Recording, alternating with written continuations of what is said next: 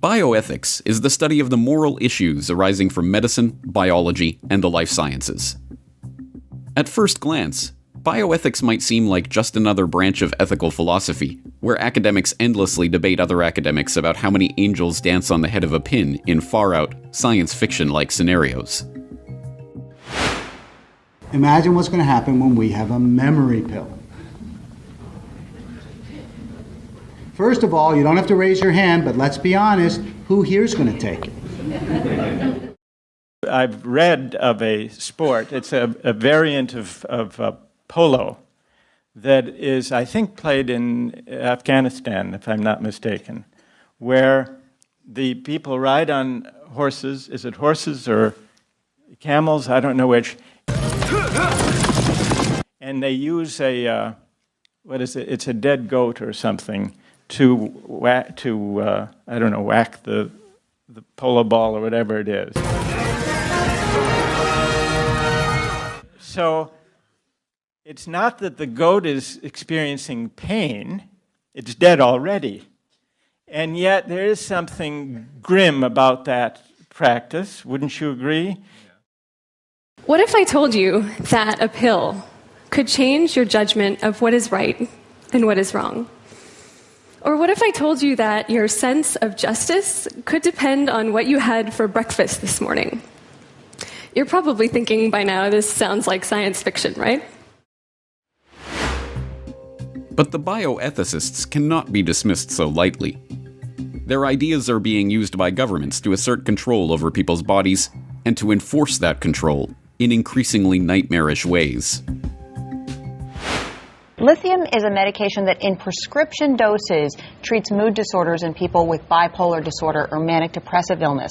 And what these researchers found in Japan is that lithium is present in trace amounts in the normal water supply in some communities. And in those communities, they have a lower suicide rate. And so they're really investigating whether trace amounts of lithium can just change the mood in a community enough to really, in a positive way, without having the bad effects of lithium, to really affect the mood and decrease the suicide rate. Very interesting concept. You're raising tuitions at the University of California as rapidly as they can. And so the access that used to be available to the middle class or whatever is just rapidly going away. That's a trade-off society is making because of very, very high medical costs and a lack of willingness to say, is spending $1 million on that last 3 months of life for that patient, would it be better not to lay off those 10 teachers and to make that trade-off in medical costs? But that's called the death panel, and you're not supposed to have that discussion. Even a short time ago, talk about medicating the public through the water supply or enacting death panels for the elderly still seemed outlandish. But now that the world is being plunged into hysteria over the threat of pandemics and overburdened healthcare systems, these previously unspeakable topics are increasingly becoming part of the public debate. What many do not know, however, is that the seemingly benign academic study of bioethics has its roots in the dark history of eugenics. With that knowledge, the dangers inherent in entrusting some of the most important discussions about the life, death, and health of humanity in the hands of a select few become even more apparent. This is a study of bioethics and the new eugenics. You are tuned into the Corbett Report.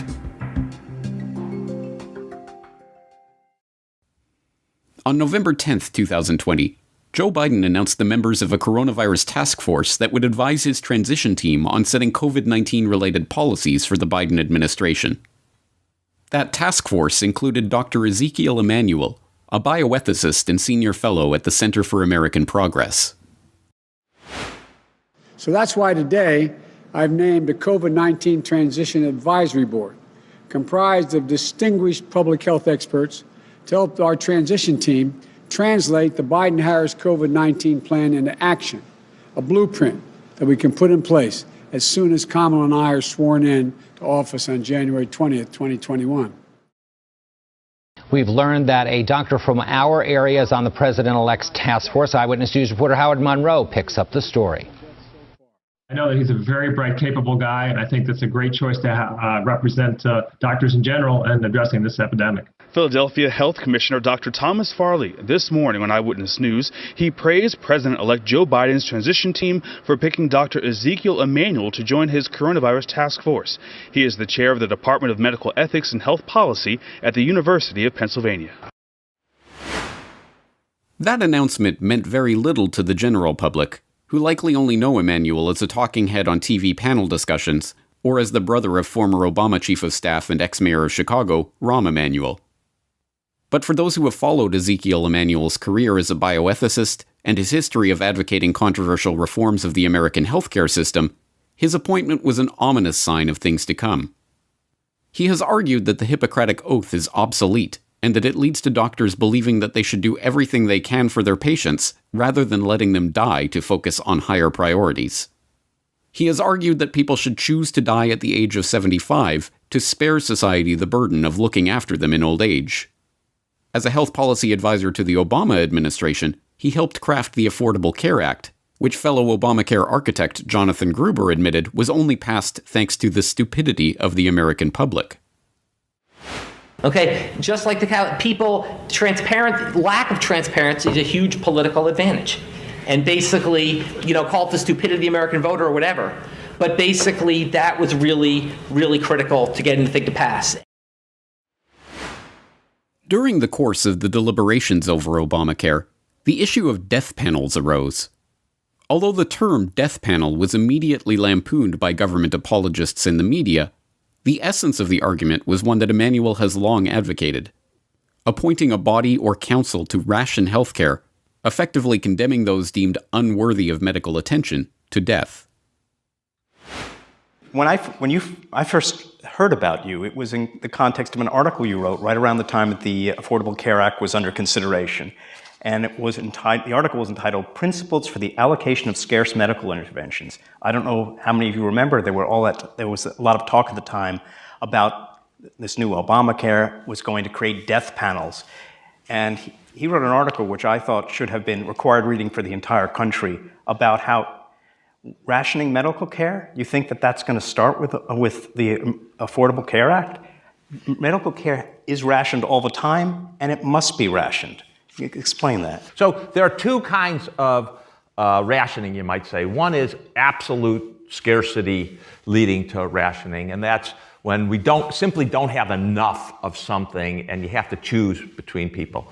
We do that with organs for transplantation. We don't have enough. Some people will get it, other people won't, and tragically, people will die. Similarly, if we ever have a flu pandemic, not if, but when we have a flu pandemic, we're not going to have enough vaccine, we're not going to have enough respirators, we're not going to have enough hospital beds. We're just going to have to choose between people. When the debate is framed as an impersonal imposition of economic restraint over the deployment of scarce resources, it is easy to forget the real nature of the idea that Emanuel is advocating. Excluded from these softball interviews is the implicit question of who gets to decide who is worthy of medical attention. Emanuel's various proposals over the years, and those of his fellow bioethicists, have usually supposed that some government-appointed but somehow independent board of bioethicists, economists, and other technocrats should be entrusted with these life-and-death decisions. If this idea seems familiar, it's because it has a long and dark history that harkens back to the eugenicists who argued that only the fittest should be allowed to breed, and anyone deemed unfit by the government-appointed boards presided over by the eugenicists should be sterilized or, in extreme cases, put to death. But there are an extraordinary number of people whom I want to kill.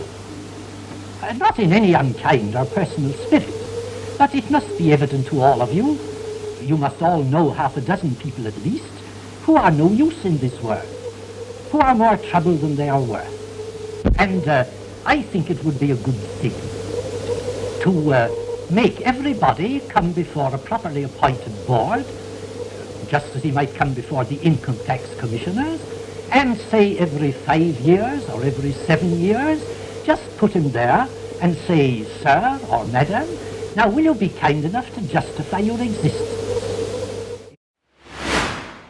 This is the exact same talk of life unworthy of life that was employed in Nazi Germany as justification for their Action T4 program, which resulted in over 70,000 children, senior citizens, and psychiatric patients being murdered by the Nazi regime. In 2009, author and researcher Anton Chaikin confronted Ezekiel Emanuel about this genocidal idea. So we'll do the same format. It'll be 3 minutes and then time for questions. We'll start with Mr. Chaikin.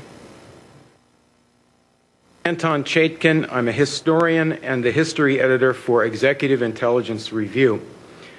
President Obama has put in place a reform apparatus reviving the euthanasia of Hitler Germany in 1939 that began the genocide there.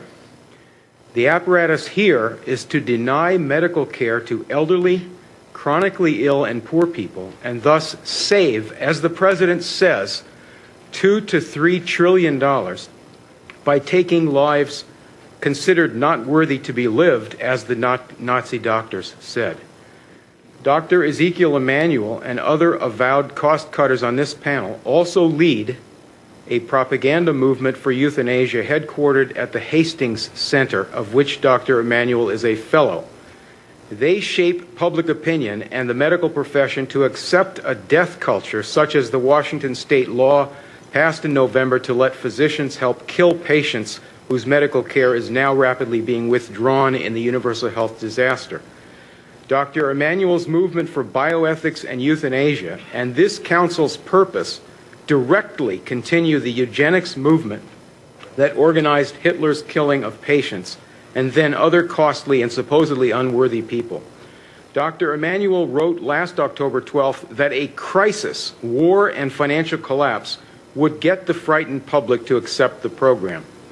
Hitler told Dr. Brandt in 1935 that the euthanasia program would have to wait until the war began to get the public to go along. Dr. Emanuel wrote last year that the Hippocratic Oath should be junked. Doctors should no longer just serve the needs of the patient.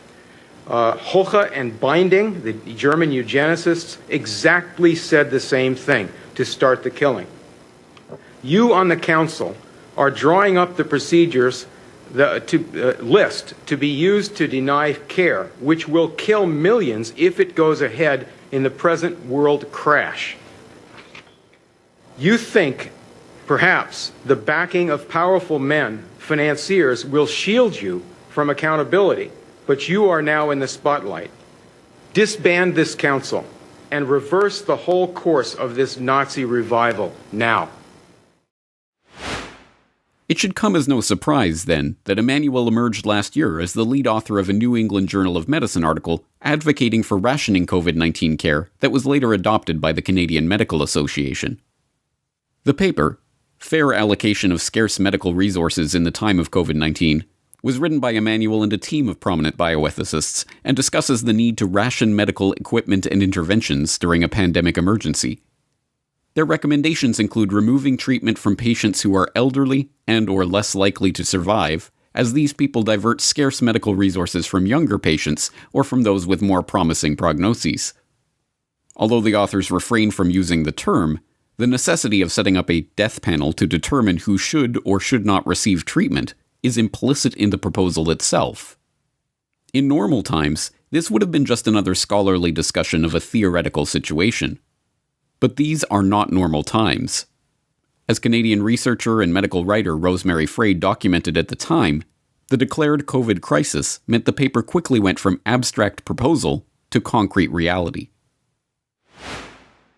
Let's get back to that question about hospital care rationing, which is such an important part of this story, and is one of those things that, when you read it at a surface level, at first glance, sounds reasonable enough. But the more that you look into it, I think it becomes more horrifying. And you quote, for example, specifically a March 23rd paper, Fair Allocation of Scarce Medical Resources in the Time of COVID-19, which was published in the prestigious New England Journal of Medicine, which calls for, quote, maximizing the number of patients that survive treatment with a reasonable life expectancy. Which, again, I would say sounds reasonable at first glance. Yes, of course, we want to maximize the number of patients that survive. What's wrong with that?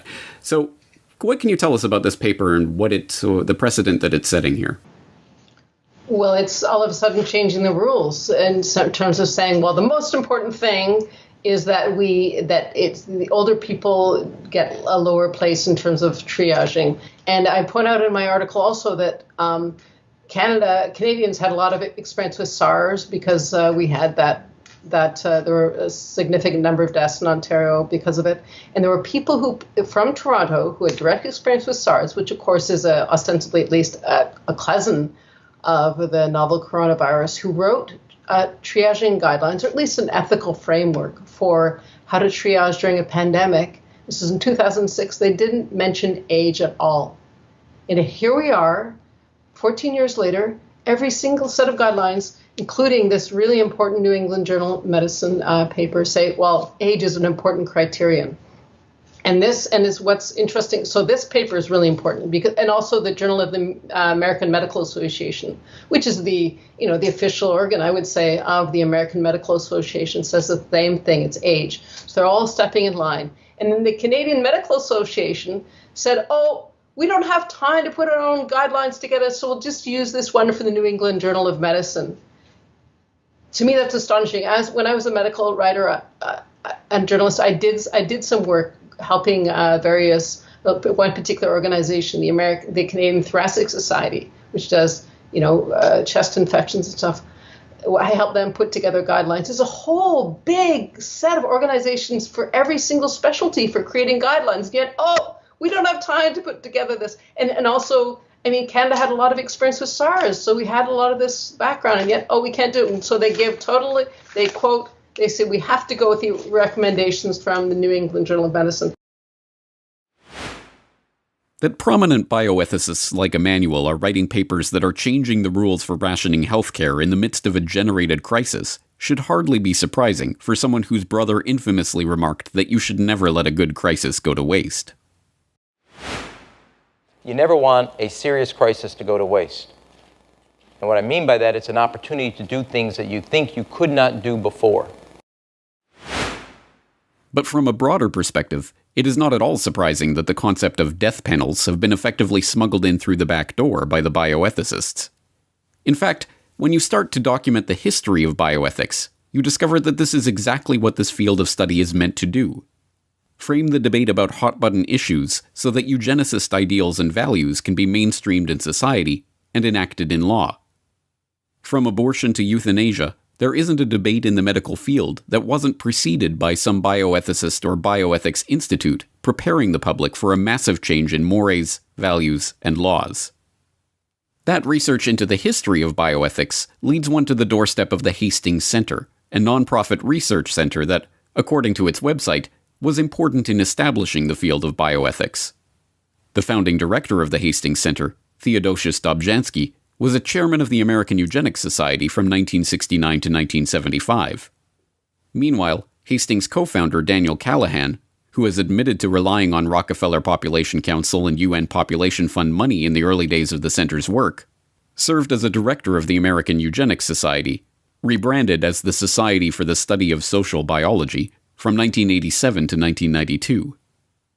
As previous Corbett Report guest Anton Chaikin has extensively documented, there is a line of historical continuity connecting the promotion of eugenics in America by the Rockefeller family in the early 20th century to the creation of the Hastings Center in the late 20th century. The center, Chaikin points out, was fostered by the Rockefeller-funded Population Council as a front for pushing the eugenics agenda, including abortion, euthanasia, and the creation of death panels, under the guise of bioethics. Eugenics practices that we saw and discussions and preparations for eugenics, which were going on in the United States in the early 1920s and earlier, going back to the late 19th century, those discussions were carried over, and the same discussions and preparations in England were carried over into Nazi Germany. After the war, after World War II, people who had participated in these movements wanted to keep the eugenics idea alive, and with the backing of particularly the Rockefeller Foundation, which had backed Nazi eugenics before World War II in Europe, they set up a population control movement that overlapped with the eugenics society and with eugenics ideas. And out of that combination of eugenics and population control was born the institutes and programs which are today at the heart of what's called bioethics, where you decide supposedly decide moral or ethical questions, not moral questions, ethical questions in a medical practice based on supposedly limited resources. So it's a completely phony and morally disgusting field in general. It's ill-born at the root of it, and it's a practice which has never confronted in the medical community and in the academic community that has this as part of its its practice. They've never confronted the basis for the existence of this bioethics. The history of bioethics connects the Rockefeller funding behind the first wave of American eugenics, the Rockefeller funding behind the Kaiser Wilhelm Institutes and the Nazi-era German eugenics program, and the Rockefeller funding behind the Population Council, the Hastings Center, and other centers for post-war crypto-eugenics research. As a result, it is perhaps not surprising to find that many of the most well-known and most controversial bioethicists working today are associated with the Hastings Center. Take Ezekiel Emanuel himself. In addition to being a senior fellow at the John Podesta-founded Center for American Progress, which was accused in a 2013 expose from The Nation of maintaining a revolving door with the Obama administration and running a pay-for-play operation for various industry lobbyists, Emanuel is also a Hastings Center fellow. In fact, Emanuel's career as a bioethicist was kickstarted by a November 1996 article in the Hastings Center Report, which, after praising Daniel Callahan's attempts to inject a debate about the goals of medicine into the discussion of healthcare, highlighted a point on which both liberals and communitarians can agree. Services provided to individuals who are irreversibly prevented from being or becoming participating citizens are not basic and should not be guaranteed. For an obvious example of this principle in action, Emanuel then cites not guaranteeing health services to patients with dementia. Just last year, the Hastings Center hosted an online discussion about what values should guide us when considering COVID-19 pandemic restrictions in the United States, during which Emanuel opined that big tech was not doing enough to share data about users' movements with governments and researchers. I have to say I've actually found big tech totally unhelpful so far in this. It's hard for me to see that they've done something really, really helpful in this regard. When it comes to COVID-19. They have lots of capacity. Believe me, Facebook already knows who you interact with on a regular basis, how close you've gotten to them, when you leave your house, which stores you go into. Google does the same. And they have not used this data. Maybe they're afraid that people are going to be all upset, but they haven't even been willing to give it to someone else to use in an effective manner. And I think either they're going to become irrelevant in this process or they're going to have to step up and actually be contributory to solving this problem. Or take Hastings Center fellow and University of Wisconsin-Madison bioethics professor Norman Faust, who, in addition to questioning whether it is important that organ donors be dead in the Kennedy Institute of Ethics Journal, made the case for involuntary sterilization, the hallmark of the now universally denounced American eugenics program, at a 2013 panel discussion on challenging cases in clinical ethics. On the sterilization thing, if his sexual behavior can be attenuated so that he's not at risk of impregnating anybody, that would be the best thing.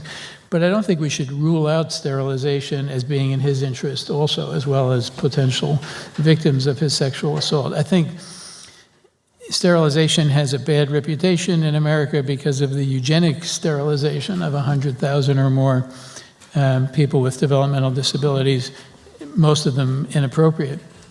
But the overreaction to that, and Wisconsin leads the way at overreacting to that. We have a Supreme Court decision that says you can never sterilize a minor until the legislature gives us permission to do it, and they never will. And that's not in the interest of a lot of kids with developmental disabilities for whom procreation would be a disaster, that is pregnancy or inflicting a pregnancy. So if it's the case that this fella is never going to be capable of being a parent, and I can't tell quite that from the limited history here, and it may not be the case. But if I just want to say that the country's overreaction to sterilization, like it's always wrong, it's always terrible to involuntarily sterilize somebody, is not true, and it ought to be at least on the table as something that might be in his interest. But these discussions are not limited to the ranks of the Hastings Center. Take Joseph Fletcher. Dubbed a pioneer in the field of biomedical ethics by both his critics and his apologists, Fletcher was the first professor of medical ethics at the University of Virginia and co-founded the program in biology and society there. In addition to his position as president of the Euthanasia Society of America and his work helping to establish the Planned Parenthood Federation, Fletcher was also a member of the American Eugenics Society. In a 1968 article in defense of killing babies with Down syndrome or other kinds of idiots, Fletcher wrote, "The sanctity, what makes it precious, is not in life itself, intrinsically. It is only extrinsic and bonum per accident, ex casu, according to the situation. Compared to some things, the taking of life is a small evil, and compared to some things, the loss of life is a small evil. Death is not always an enemy. It can sometimes be a friend and servant." Or take Peter Singer. If there is any bioethicist in the world today whose name is known to the general public, it is Peter Singer, famed for his animal liberation advocacy. Less well known to the public, however, are his arguments in favor of infanticide, including the notion that there is no relevant difference between abortion and the killing of severely disabled infants, positions which have driven his critics to call him Son of Fletcher. Although Singer is extremely careful to frame his argument for infanticide using the least controversial positions when speaking to the public. So we said, look, the difficult decision is whether you want this infant to live or not. That should be a decision for the parents and doctors to make on the basis of the fullest possible information about what the condition is. But once you've made that decision, it should be permissible to make sure that baby dies swiftly and humanely, if that's your decision. If your decision is that it's better that the child should not live, it should be possible to ensure that the child dies swiftly and humanely. And so that's what we proposed. Now, that's been picked up by a variety of opponents, both pro-life movement people and people in the militant disability movement, which incidentally didn't really exist at the time we first wrote about this issue. And they've taken us as the stalking horse, the bogeyman, if you like, because we're up out front in saying that we think this is how we should treat these infants. His actual writings contain much bolder assertions that would be sure to shock the sensibilities of the average person if they were plainly stated. In Practical Ethics, for example, intended as a text for an introductory ethics course, Singer dispenses with arguments about severe handicaps and birth defects, and talks more broadly about whether it is fundamentally immoral to kill a newborn baby, noting that a newborn baby is not an autonomous being, capable of making choices, and so to kill a newborn baby cannot violate the principle of respect for autonomy. After conceding that it would, of course, be difficult to say at what age children begin to see themselves as distinct entities existing over time, noting that even when we talk with 2- or 3-year-old children, it is usually very difficult to elicit any coherent conception of death, we could provide an ample safety margin for such concerns by deciding that a full legal right to life comes into force not at birth, but only a short time after birth, perhaps a month. Singer is by no means alone in his profession in discussing this subject. In fact, he's just part of a long line of bioethicists musing about exactly where to draw the line when discussing infanticide. Take Alberto Giubilini and Francesca Minerva, two bioethicists working in Australia who published a paper titled After Birth Abortion, Why Should the Baby Live? In the Journal of Medical Ethics in 2012. In that paper, they explicitly defend the practice of infanticide on moral grounds, claiming that the moral status of an infant is equivalent to that of a fetus, and thus, the same reasons which justify abortion should also justify the killing of the potential person when it is at the stage of a newborn.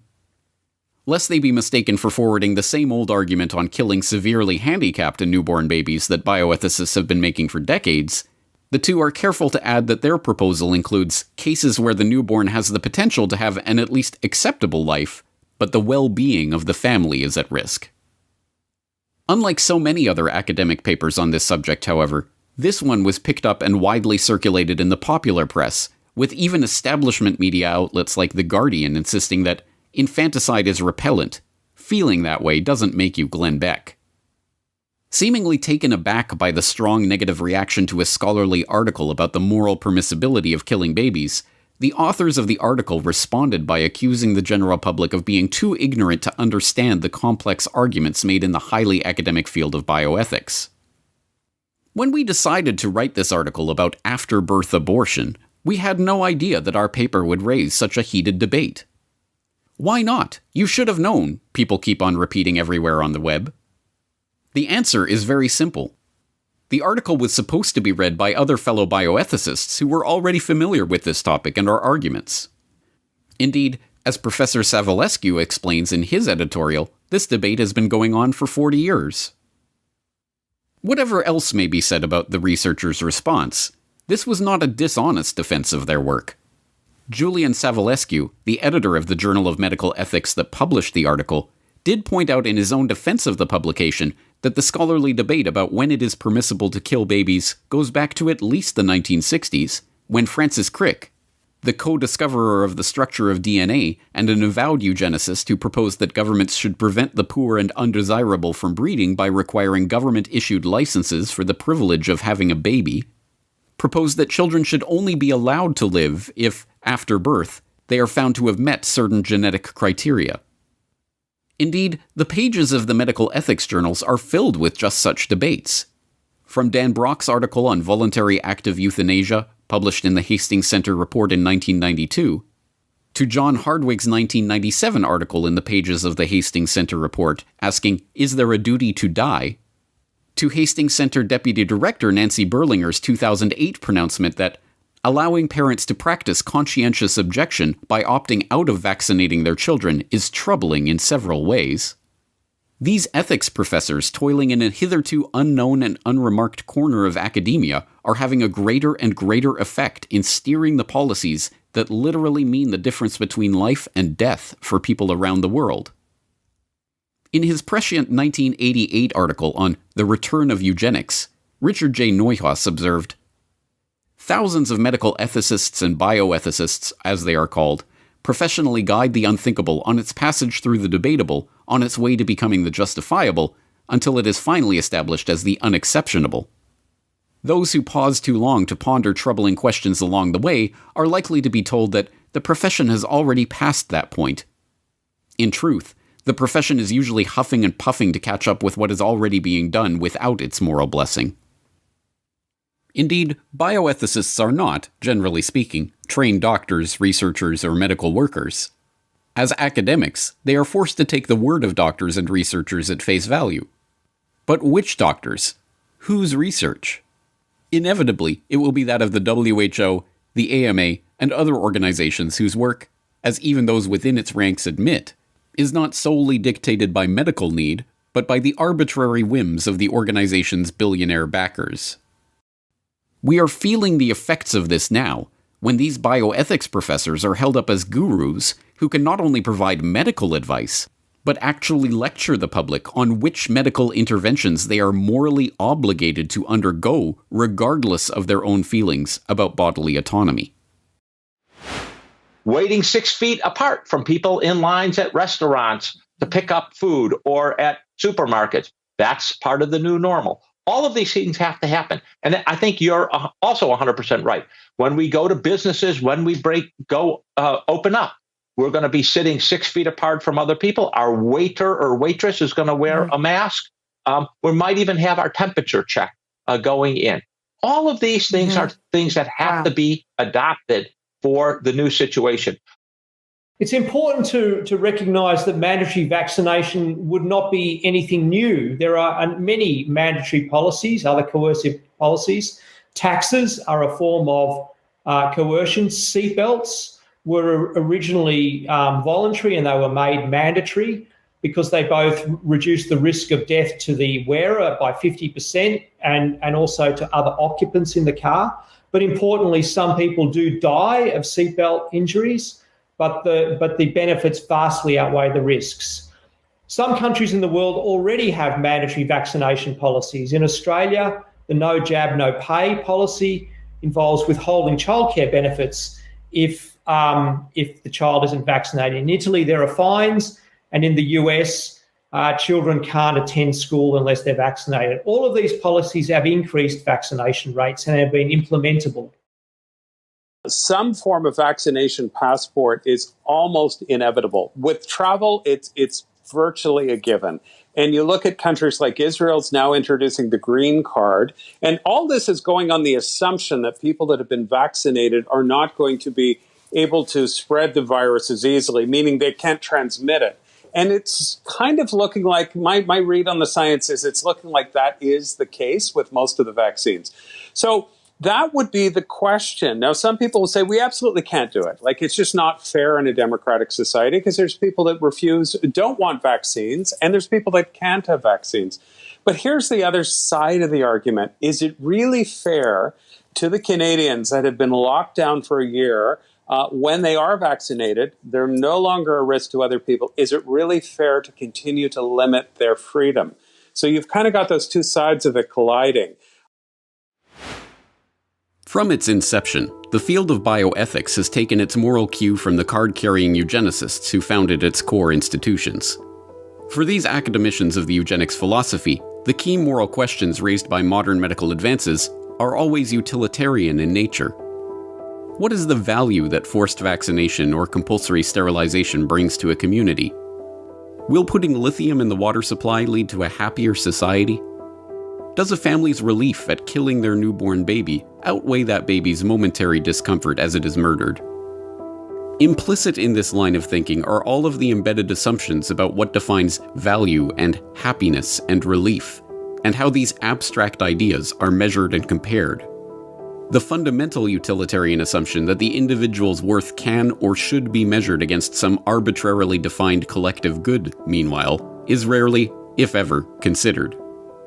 The average person, however, largely unaware that these types of questions are even being asked, let alone answered, by bioethics professors in obscure academic journals, may literally perish for their lack of knowledge about these discussions.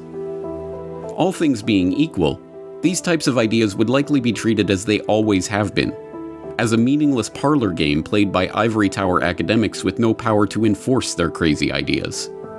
All things, however, are not equal. Perhaps taking a page from the notebook of his brother, Ram, about the utility of crisis in effecting societal change, Ezekiel Emanuel declared in 2011 that we will get healthcare reform only when there is a war, a depression, or some other major civil unrest. He didn't add pandemic to that list of excuses, but he didn't have to. As the events of the past year have borne out, the public are more than willing to consider the previously unthinkable now that they have been told that there is a crisis taking place. Forced vaccination, immunity passports, the erection of a biosecurity state. For the first time, the eugenics-infused philosophers of bioethics are on the verge of gaining real power, and the public is still largely unaware of the discussions that these academics have been engaged in for decades. At the very least, Bill Gates can relax now. We can finally have the discussion on death panels.